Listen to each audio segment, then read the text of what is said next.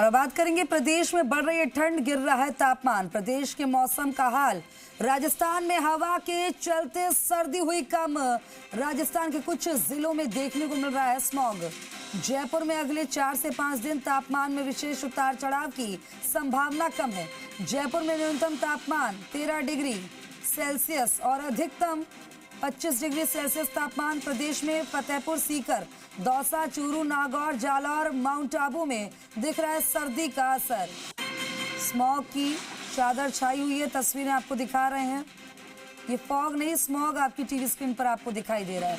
और इससे जिनको सांस संबंधी परेशानियां हैं, बीमारियां हैं, उनको काफ़ी परेशानियों का सामना करना पड़ रहा है। तापमान में उतार चढ़ाव लगातार देखने को मिल रहा है। तस्वीरें आपको अलग अलग शहरों की लगातार दिखा रहे हैं। इस बीच मेरे सहयोगी भी ग्राउंड जीरो से जुड़ेंगे और मौसम का हाल साझा करेंगे। फतेहपुर सीकर, दौसा, चूरू, नागौर, जालौर, माउंट आबू में दिख रहा है सर्दी का असर। कुछ जिलों में देखने को मिल रहा है स्मॉग, तस्वीर आपको दिखा रहे हैं। प्रदेश के मौसम का हाल आपको बता दें, राजस्थान में हवा के चलते सर्दी कम हुई है। राजस्थान के कुछ जिलों में देखने को मिल रहा है स्मॉग। जयपुर में अगले 4 से 5 दिन तक तापमान में विशेष उतार चढ़ाव की संभावना कम है। जयपुर में न्यूनतम तापमान 13 डिग्री सेल्सियस और अधिकतम 25 डिग्री सेल्सियस तापमान।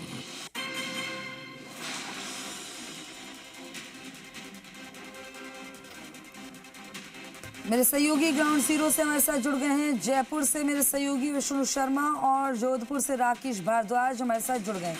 सबसे पहले जयपुर का रुख करते हैं, जहां पर मेरे सहयोगी विष्णु शर्मा बने हो।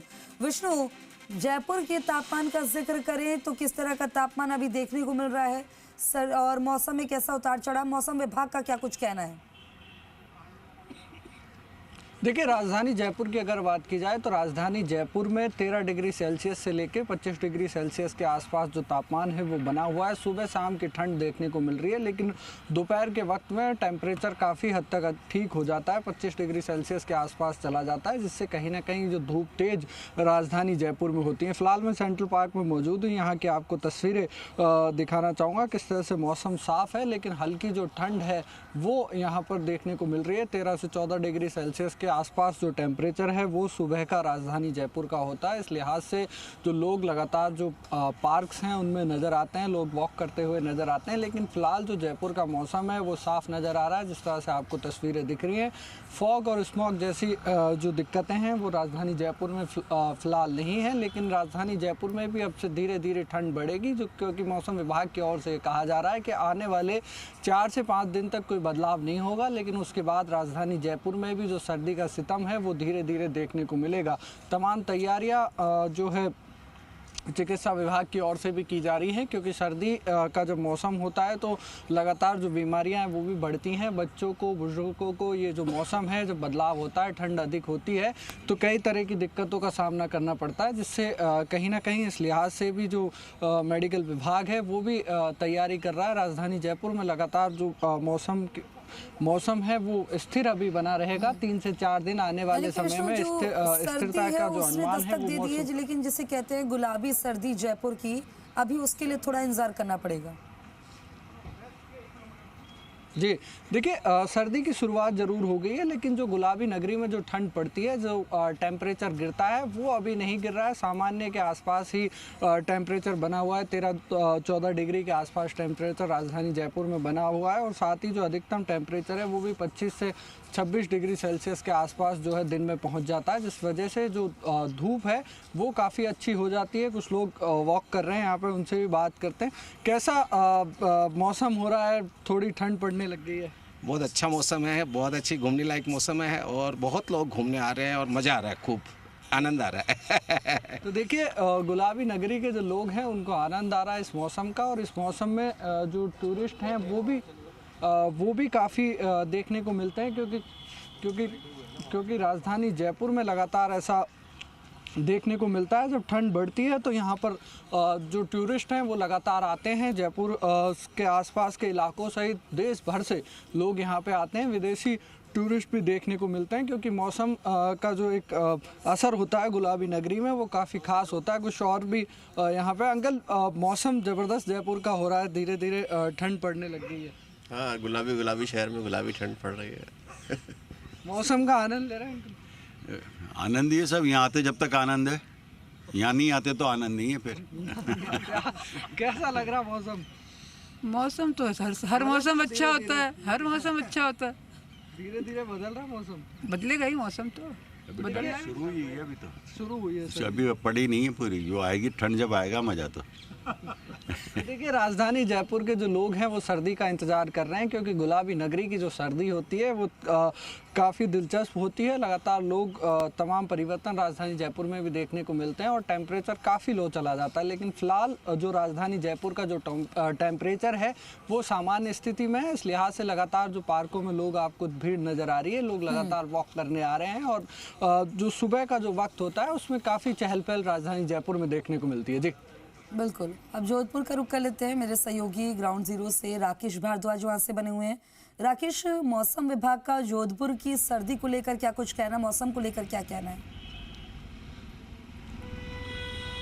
खुशबू, निश्चित रूप से सूर्यनगर जोधपुर की बात करें तो मौसम विभाग ने जोधपुर में अलर्ट जारी कर दिया। अब सर्दी धीरे धीरे अपना जो है वो रुख दिखाने लगी है, लेकिन सबसे बड़ी बात है कि आज सुबह से कुछ ठंडी हवाएं चलनी शुरू हुई। पिछले 2 दिन से टेम्परेचर डाउन हो रहा था लगातार, लेकिन आज की अगर मैं बात करूँ तो धीरे धीरे अब मौसम में जिस तरीके से फेरबदल होना शुरू हुआ, साथ में सबसे बड़ी बात है कि आज मौसम में जो है हवाएं शुरू हो गई, थोड़ी सी सर्दी का जो है रुख बढ़ने लगा है निश्चित रूप से। और अगर टेम्परेचर की बात करूँ तो जो है 11 डिग्री के आसपास जो है टेम्परेचर जो अर्ली इन द मॉर्निंग का और इवनिंग का जो है वो टेम्परेचर होने लगा। हालांकि दिन का तापमान अभी भी 30 डिग्री के आसपास है, तो लेकिन पूरी तरीके से सर्दी जो है अपने शबाब पर होनी चाहिए वो अभी तक पूरी तरीके से आई नहीं। लेकिन आप सुबह का वक्त देख सकते हैं, लोग बाग जो ज़रूरी कार्य के लिए जो बाहर आ रहे हैं कामों के लिए, वो निश्चित रूप से ओढ़ पहन के आ रहे हैं। कोई स्वेटर पहना हुआ है, कोई जैकेट पहना हुआ है, कानों में रुमाल लगा हुआ है। तो निश्चित रूप से सर्दी का बचाव और जो जतन करने चाहिए लोगों ने हालांकि शुरू कर दिया, क्योंकि सुबह जिनके काम होता है, घरों से बाहर निकलते हैं, उनको सर्दी का एहसास ज़रूर होता है, क्योंकि टेम्परेचर